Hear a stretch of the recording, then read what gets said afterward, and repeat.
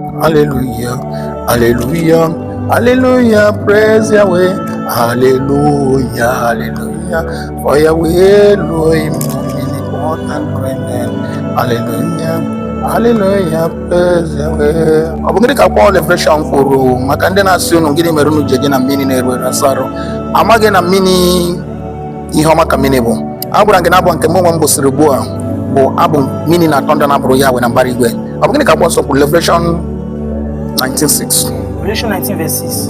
And I heard as it were the voice of a great multitude, and as the voice of many waters, and as the voice of mighty thunder, saying, Hallelujah, for Yahweh Elohim omnipotent reigneth. Hallelujah, oh, hallelujah, hallelujah, hallelujah, hallelujah, hallelujah, praise Yahweh, hallelujah, hallelujah, for Yahweh Elohim. Hallelujah, hallelujah, praise Yahweh. Nke a bụ abụ mmiri na-atọ ndị na-abụrụ Yahweh na mbara igwe. Ma gị onwe gị onye na-ajụ gịnị mere anyị ji eje na mmiri na-eru eru asarụ. Agwara gị na nke a bụ iwu nke Yahweh n'ime eluigwe nyere Israel. Ọ bụghị ma ịghọta ka anyị na-achọ ji na mmiri, maka ọ bụghị ma ịghọta mgbe mmiri.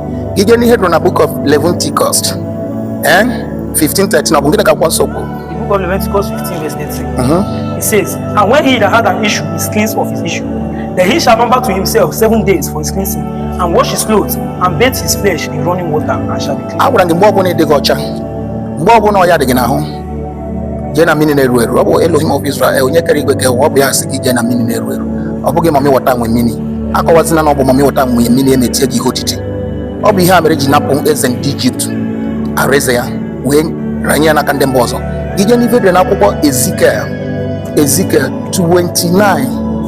Ọ bụ gịnị ka akwụkwọ nsọ kwuru? The book of Ezekiel 29 verse 2. Son of man, set thy face against Pharaoh, king of Egypt, and prophesy against him and against all Egypt. 3.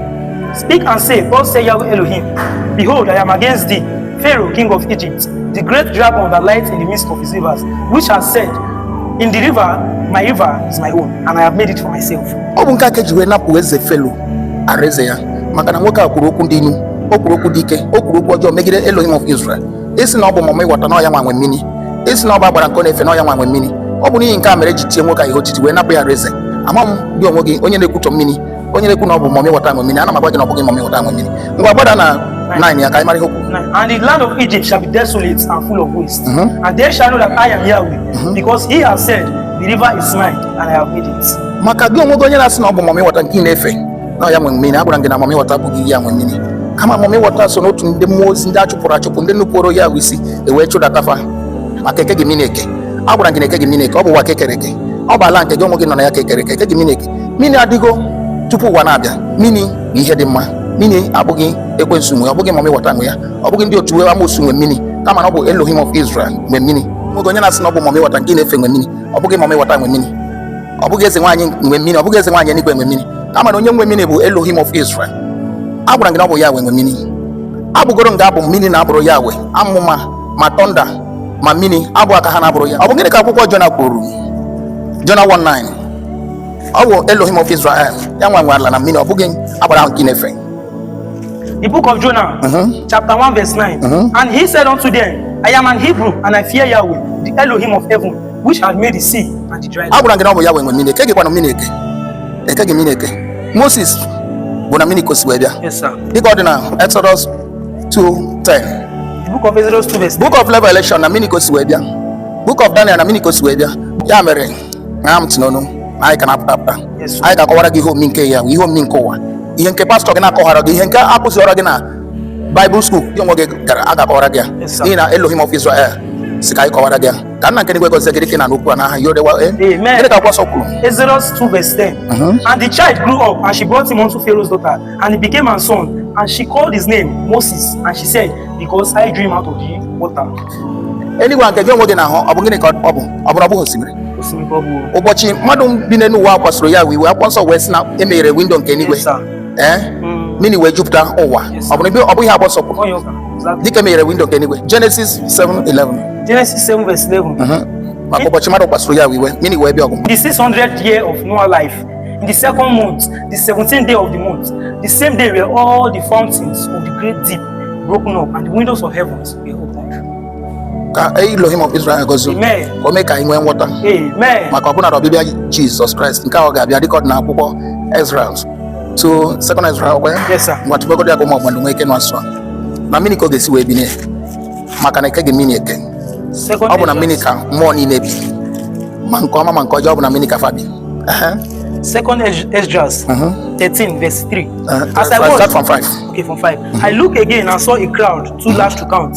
There were people gathered together from all parts of the world to fight against the man who had come out of the sea. 6. Then I watched the man carve out a high mountain and fly up onto it. 7. I tried to see the place or the region from which the mountain was carved, but I could not. 8. Then I saw that all the people were. Then at 32. 32 says. When that happens, the signs that I told you about earlier will take place, and then I will reveal my son, whom you saw as a man coming up out of the sea. 51. 51. Then I said, Yahweh and Master, please tell me why this man has came up out of the sea. 52. He answered, no one can explore the bottom of the sea to find out what is there. No human being can see my son. Ezekiel 36. 25. Nka na dia verse no mini.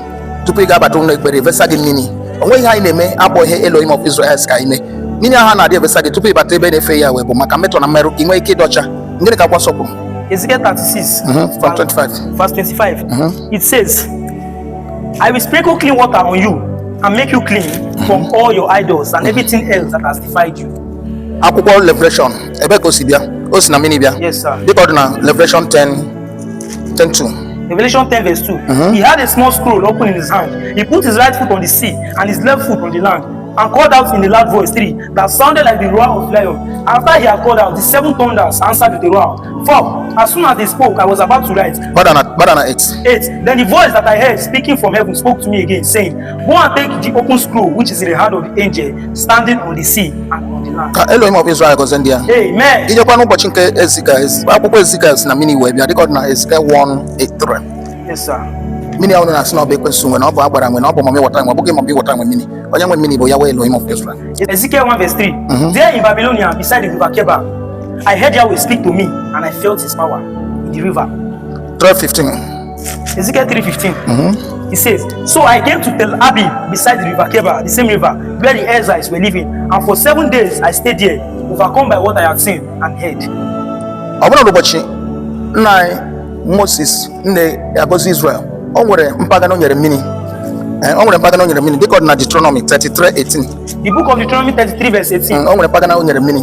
About the tribes of Zebulun and Issachar, he said, may Zebulun be prosperous in their trade on the sea, and may Issachar wealth increase at home.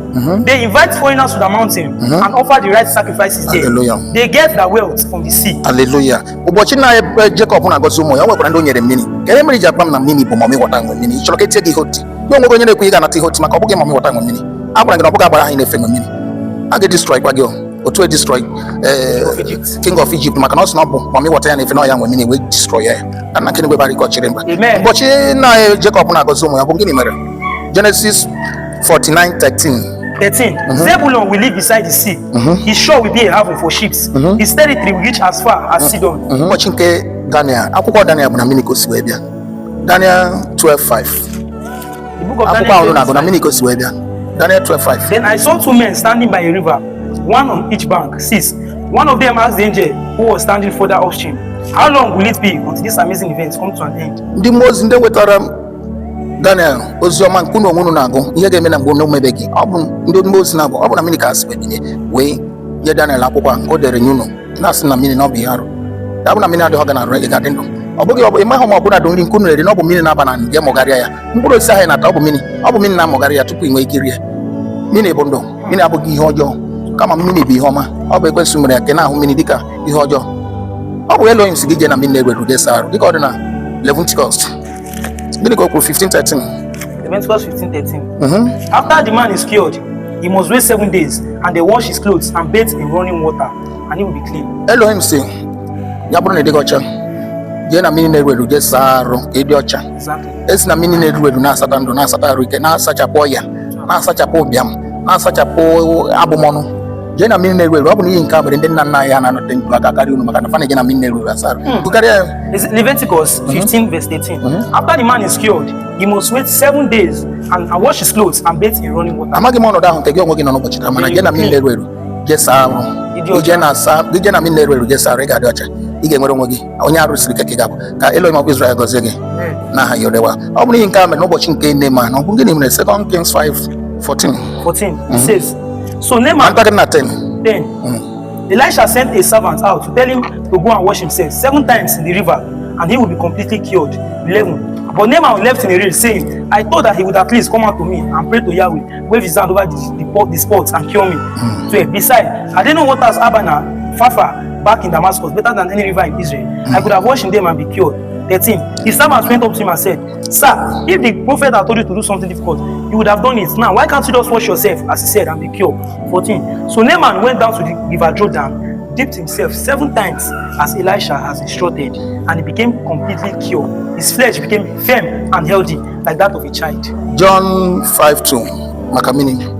The book of John 5:2. It says, near the sheep gates in Jerusalem, there is a pool with 5 pouches. In Hebrew, it is called Bethesda. 3. A large crowd of sick people were lying in the pouches, the blind, lame, and paralyzed. 5. A man was there who had had infirmity for 38 years. 5. John 9:6. John 9:6. It says, after he said this, Yahshua spat on the ground and made some mud with its spit. He rubbed the mud on the man's eyes 7 and said, go and wash your face in the river of Siloam. This name means sent. So the man went, washed his face, and came back seeing. Yes, sir. Meaning I asaso. Yes, sir. Oje sa konwe ke dendo. Mana oba hajuru na ha ga eje na mmiri na-eru sar. Asị na mami wata bi na mmiri. Ọbụna ụbọchị Yeshua amashaka ụbọchị bidoro oziọma ya. Ebe ko bidoro oziọma. Na mmiri ko bidoro oziọma dịka ọ dị na book of John 6. Verse 1. It says, after this, Yahshua went across the lake of Galilee, or river Tiberias. Ọ bụ n'ihi nke a mere ndị niile Yeshua ha mashaka ji wee jee ozi n'ụbọchị ndị ọ bụ ndị na-arụ ọrụ na mmiri. Peter bụ ndị na-arụ ọrụ na mmiri. Ndị ahụ niile bụ ndị na-arụ ọrụ na mmiri. Maka na ikike dị na mmiri. Ndụ dị na mmiri. Nsọpụrụ dị na mmiri. Gịnị bụ ihe ọma? Yes, sir. Ọ bụghị ihe ọjọọ dị ka a na-akụziri m. Yes, sir. Ije ha na mmiri sara asị gị nyere nke mami ghọta ọ bụghị ọkwa nkụzi nke ekwensu. Ka nna nke n'igwe gọzie unu dịka unu na-aghọta asụ a. Ndị agọzi agọzi ka unu ga-abụ n'aha Amen.